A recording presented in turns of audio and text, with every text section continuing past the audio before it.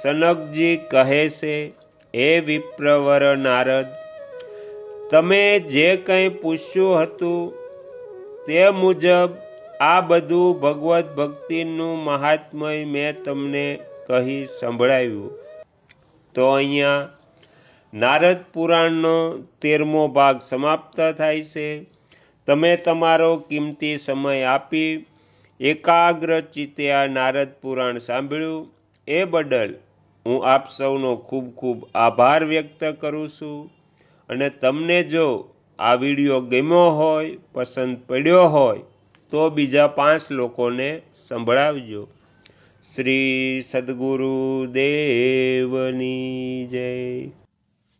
આગળના વિડીયો જોવા માટે આ ચેનલને સબસ્ક્રાઈબ કરો અને જો આ વિડીયો પસંદ આવ્યો હોય તો લાઈક કરો.